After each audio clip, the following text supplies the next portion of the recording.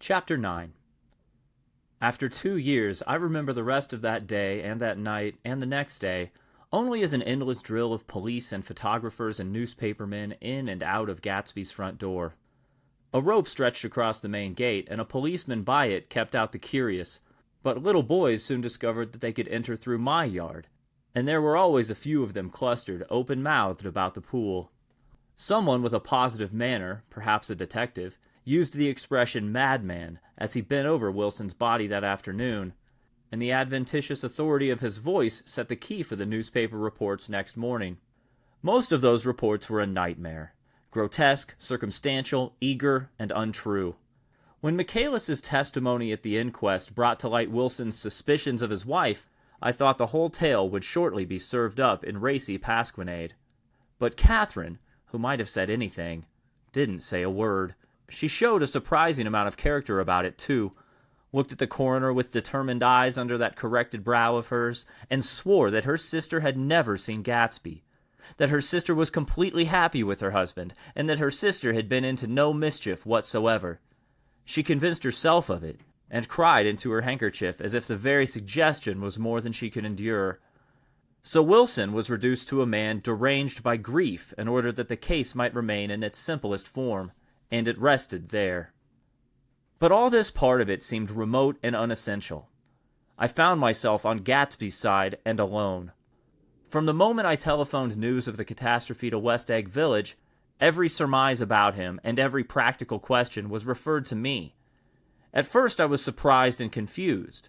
Then, as he lay in his house and didn't move or breathe or speak, hour upon hour, it grew upon me that I was responsible, because no one else was interested. Interested, I mean, with that intense personal interest to which everyone has some vague right at the end.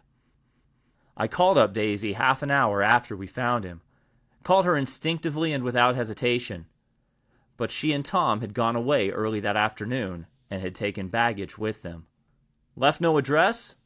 No. Say when they'd be back? No. Any idea where they are, how I could reach them? I don't know. Can't say. I wanted to get somebody for him. I wanted to go into the room where he lay and reassure him. I'll get somebody for you, Gatsby. Don't worry. Just trust me, and I'll get somebody for you. Meyer Wolfsheim's name wasn't in the phone book. The butler gave me his office address on Broadway, and I called information. But by the time I had the number, it was long after 5, and no one answered the phone. Will you ring again? I've rung 3 times.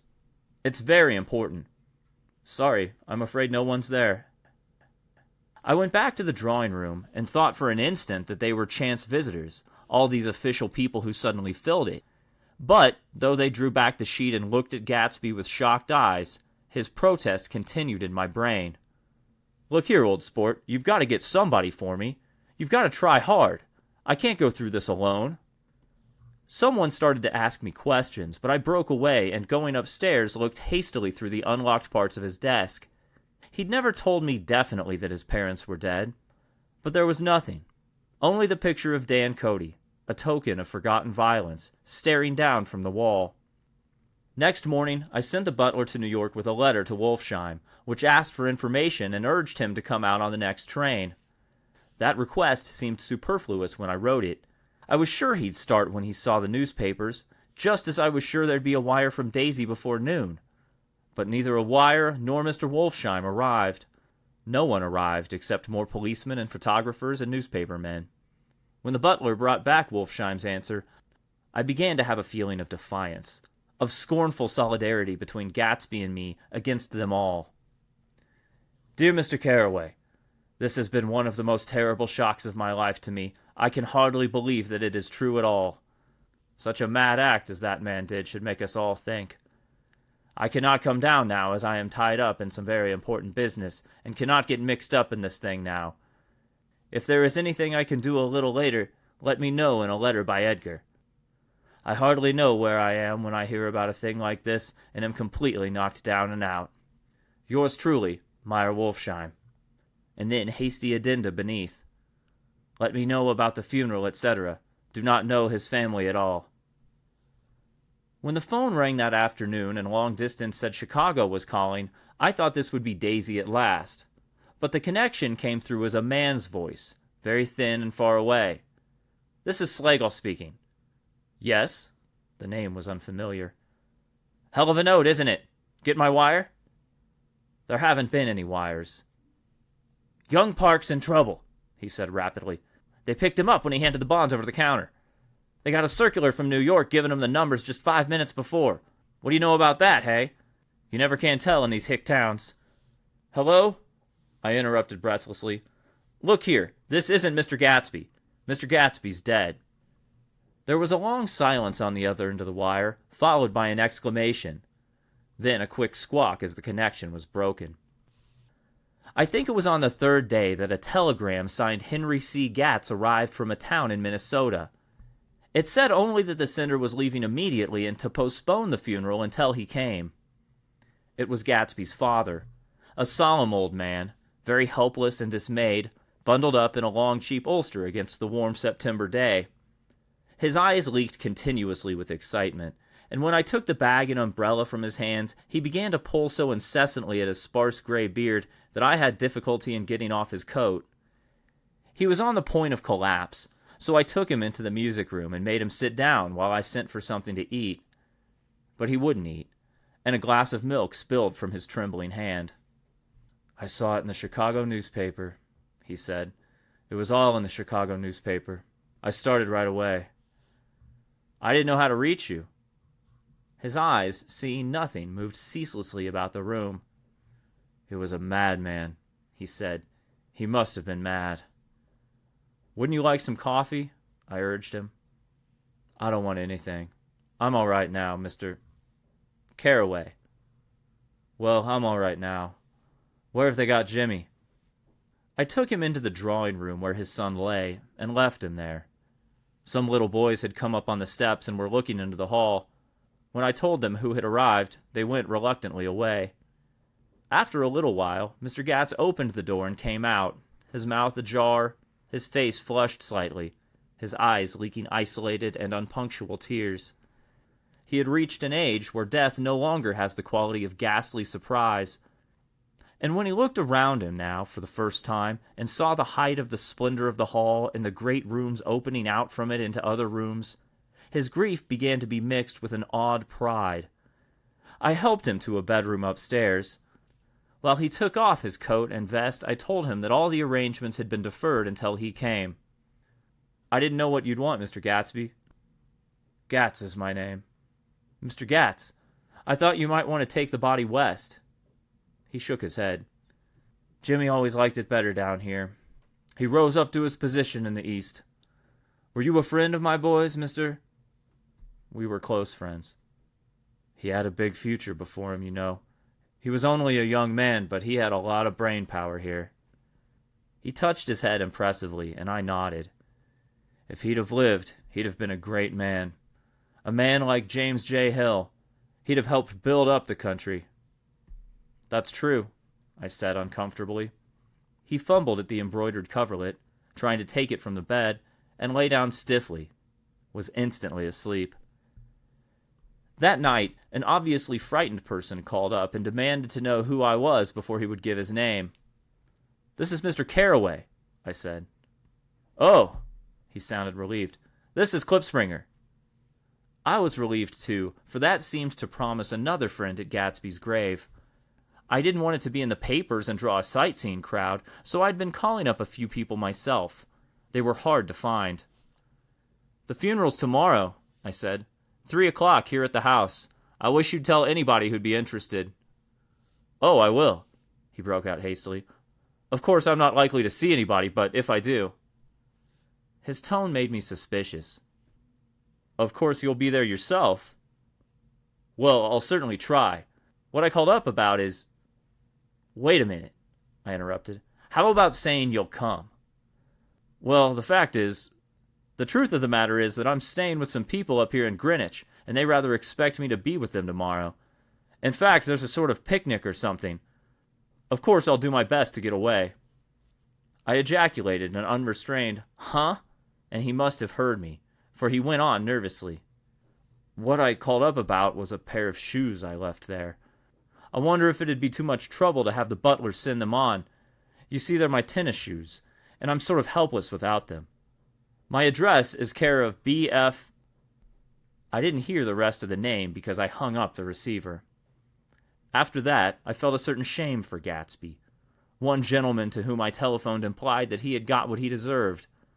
However, that was my fault, for he was one of those who used to sneer most bitterly at Gatsby on the courage of Gatsby's liquor, and I should have known better than to call him.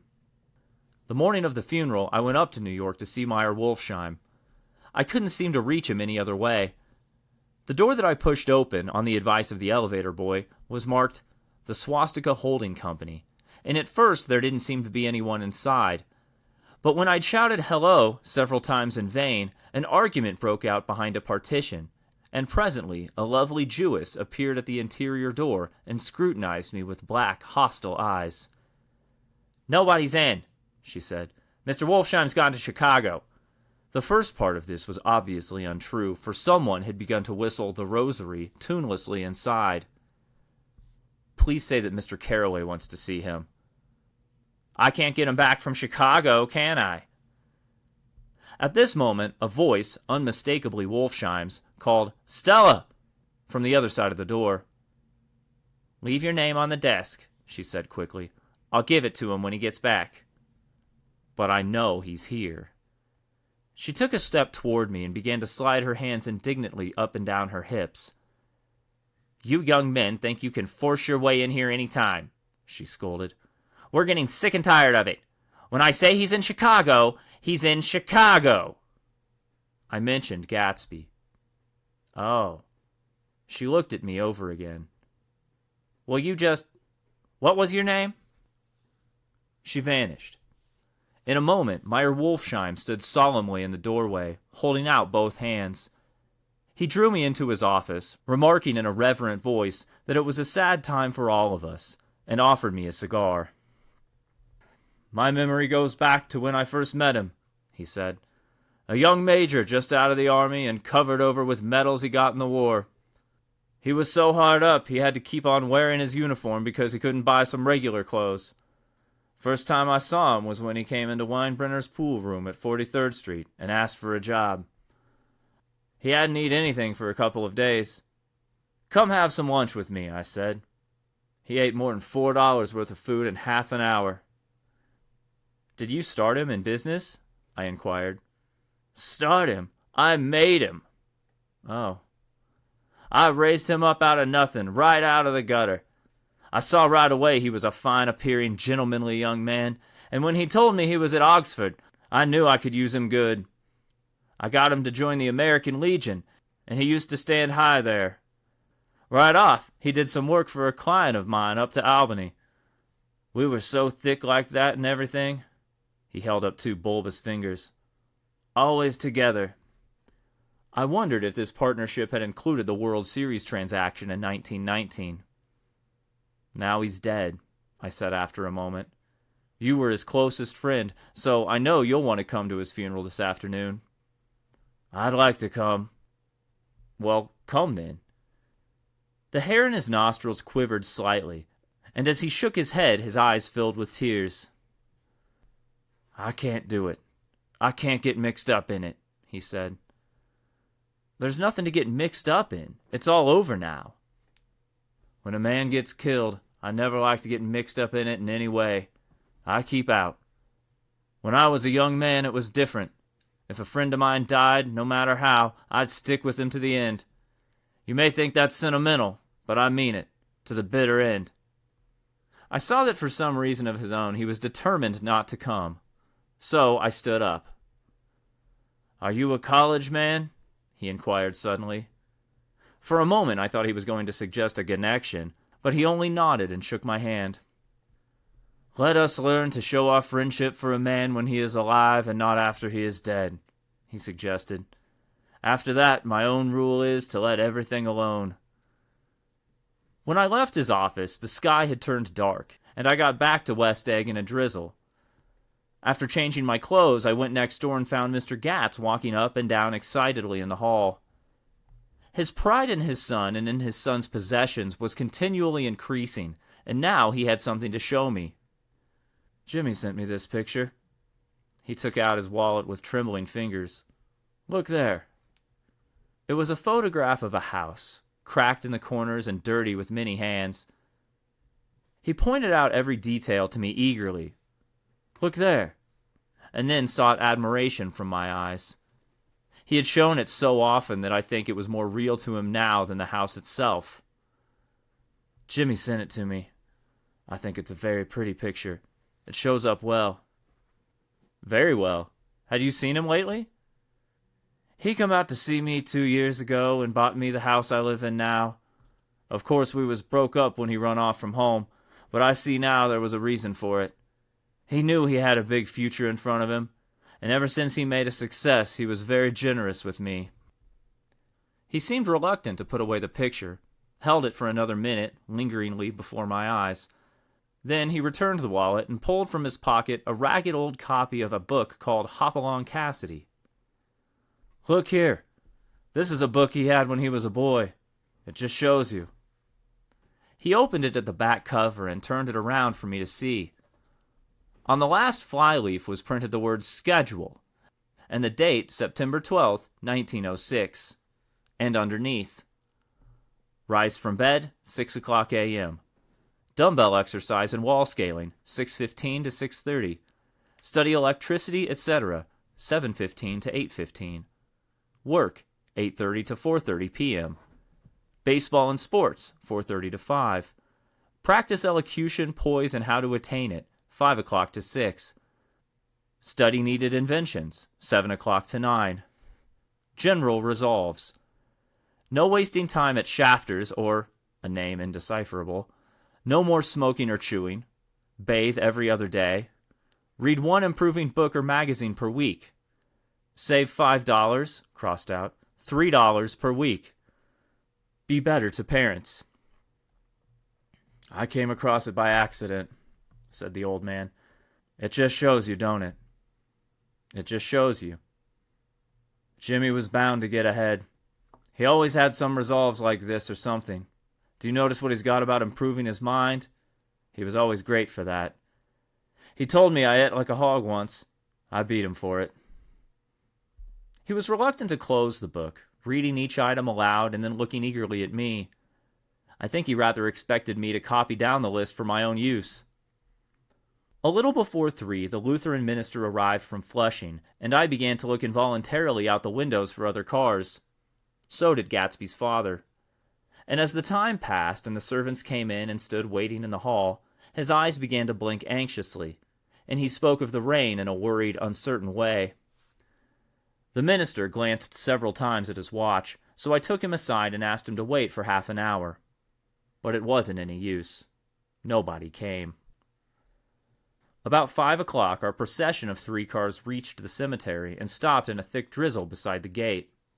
First a motor hearse, horribly black and wet, then Mr. Gatz and the minister and me in the limousine, and a little later 4 or 5 servants and the postman from West Egg in Gatsby's station wagon, all wet to the skin.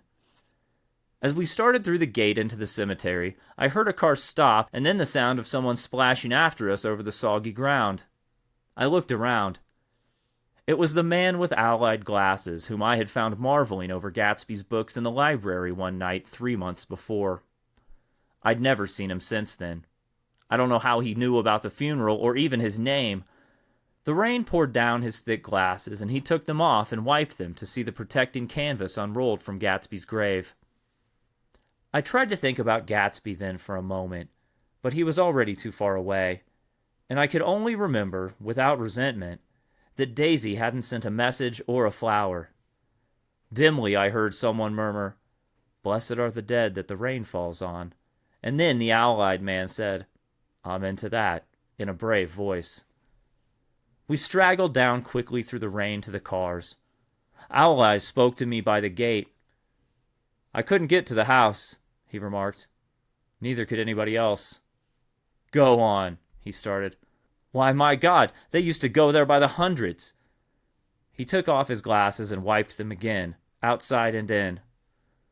"The poor son of a bitch," he said. One of my most vivid memories is coming back west from prep school and later from college at Christmas time. Those who went farther than Chicago would gather into the old, dim Union Station at 6 o'clock of a December evening, with a few Chicago friends, already caught up in their own holiday gaieties, to bid them a hasty goodbye.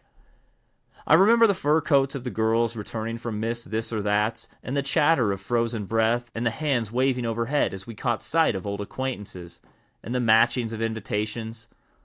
Are you going to the Ordways, the Hersheys, the Schultzes? And the long green tickets clasped tight in our gloved hands. And last, the murky yellow cars of the Chicago, Milwaukee, and St. Paul Railroad, looking cheerful as Christmas itself on the tracks beside the gate. When we pulled out into the winter night, and the real snow, our snow, began to stretch out beside us and twinkle against the windows, and the dim lights of small Wisconsin stations moved by, a sharp, wild brace came suddenly into the air. We drew in deep breaths of it as we walked back from dinner through the cold vestibules, unutterably aware of our identity with this country for one strange hour, before we melted indistinguishably into it again. That's my Middle West. Not the wheat or the prairies or the lost Swede towns, but the thrilling returning of trains of my youth, and the street lamps and the sleigh bells in the frosty dark, and the shadows of holly wreaths thrown by lighted windows on the snow. I am a part of that. A little solemn with the feeling of those long winters, a little complacent from growing up in the Caraway house in a city where dwellings are still called through decades by a family's name. I see now that this has been a story of the West after all.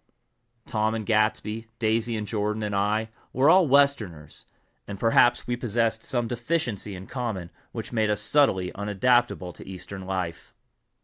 Even when the East excited me most, even when I was most keenly aware of its superiority to the bored, sprawling, swollen towns beyond the Ohio, with their interminable inquisitions which spared only the children and the very old, even then it had always for me a quality of distortion.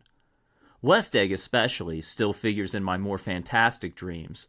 I see it as a night scene by El Greco, 100 houses, at once conventional and grotesque, crouching under a sullen, overhanging sky and a lustreless moon. In the foreground, 4 solemn men in dress suits are walking along the sidewalk with a stretcher on which lies a drunken woman in a white evening dress. Her hand, which dangles over the side, sparkles cold with jewels. Gravely, the men turn in at a house, the wrong house. But no one knows the woman's name and no one cares. After Gatsby's death, the East was haunted for me like that, distorted beyond my eyes' power of correction. So when the blue smoke of brittle leaves was in the air and the wind blew the wet laundry stiff on the line, I decided to come back home. There was one thing to be done before I left. An awkward, unpleasant thing that perhaps had better been let alone.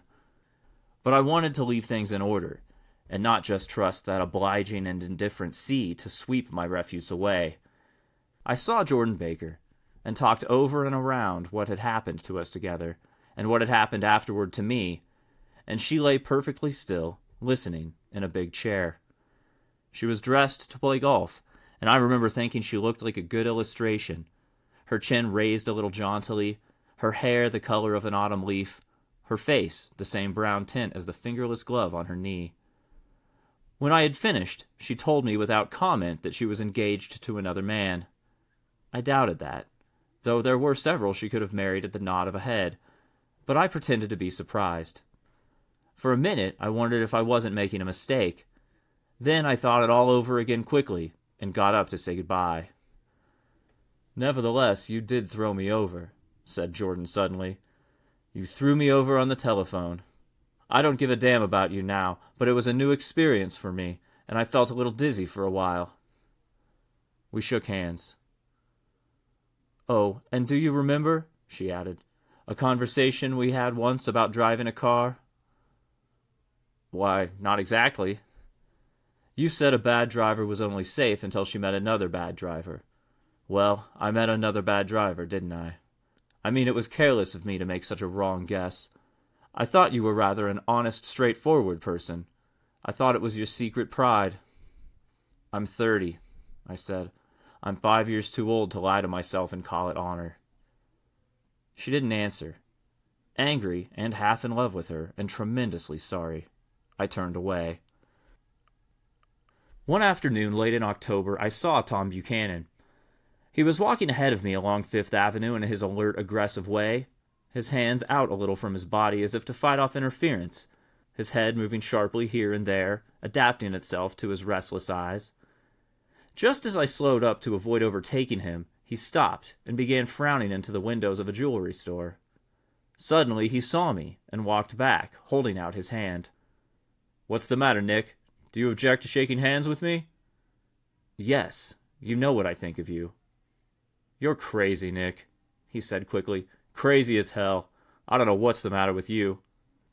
"Tom," I inquired, "what did you say to Wilson that afternoon?" He stared at me without a word, and I knew I had guessed right about those missing hours. I started to turn away, but he took a step after me and grabbed my arm. "I told him the truth," he said. "He came to the door while we were getting ready to leave, and when I sent down word that we weren't in, he tried to force his way upstairs. He was crazy enough to kill me if I hadn't told him who owned the car. His hand was on a revolver in his pocket every minute he was in the house." He broke off defiantly. "What if I did tell him? That fellow had it coming to him. He threw dust into your eyes just like he did in Daisy's, but he was a tough one.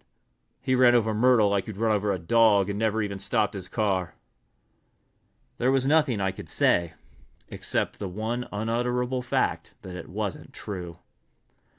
"And if you think I didn't have my share of suffering, look here. When I went to give up that flat and saw that damn box of dog biscuits sitting there on the sideboard, I sat down and cried like a baby. By God, it was awful." I couldn't forgive him or like him, but I saw that what he had done was, to him, entirely justified. It was all very careless and confused. They were careless people, Tom and Daisy. They smashed up things and creatures and then retreated back into their money or their vast carelessness or whatever it was that kept them together, and let other people clean up the mess they had made. I shook hands with him. It seemed silly not to, for I felt suddenly as though I were talking to a child. Then he went into the jewelry store to buy a pearl necklace, or perhaps a pair of cuff buttons, rid of my provincial squeamishness forever. Gatsby's house was still empty when I left. The grass on his lawn had grown as long as mine. One of the taxi drivers in the village never took a fare past the entrance gate without stopping for a minute and pointing inside. Perhaps it was he who drove Daisy and Gatsby over to East Egg the night of the accident, and perhaps he had made a story about it all his own. I didn't want to hear it, and I avoided him when I got off the train. I spent my Saturday nights in New York because those gleaming, dazzling parties of his were with me so vividly that I could still hear the music and the laughter, faint and incessant from his garden, and the cars going up and down his drive. One night I did hear a material car there, and saw its lights stop at his front steps, but I didn't investigate. Probably it was some final guest who had been away at the ends of the earth and didn't know that the party was over. On the last night, with my trunk packed and my car sold to the grocer, I went over and looked at the huge incoherent failure of a house once more. On the white steps an obscene word, sprawled by some boy with a piece of brick, stood out clearly in the moonlight, and I erased it, drawing my shoe raspingly along the stone. Then I wandered down to the beach and sprawled out on the sand. Most of the big shore places were closed now, and there were hardly any lights except the shadowy, moving glow of a ferry boat across the sound. And as the moon rose higher, the inessential houses began to melt away, until gradually I became aware of the old island here that flowered once for the Dutch sailor's eyes, a fresh, green breast of the world. Its vanished trees, the trees that had made way for Gatsby's house, had once pandered its whispers to the last and greatest of all human dreams. For a transitory, enchanted moment, man must have held his breath in the presence of this continent, compelled into an aesthetic contemplation he neither understood nor desired, face to face for the last time in history with something commensurate to his capacity for wonder. And as I sat there brooding on the old unknown world, I thought of Gatsby's wonder when he first picked out the green light at the end of Daisy's dock. He had come a long way to this blue lawn, and his dream must have seemed so close that he could hardly fail to grasp it. He did not know that it was already behind him, somewhere back in that vast obscurity beyond the city, where the dark fields of the Republic rolled on under the night. Gatsby believed in the green light, the orgastic future that year by year recedes before us. It eluded us then, but that's no matter. Tomorrow we will run faster, stretch out our arms further, and one fine morning, so we beat on, boats against the current, borne back ceaselessly into the past.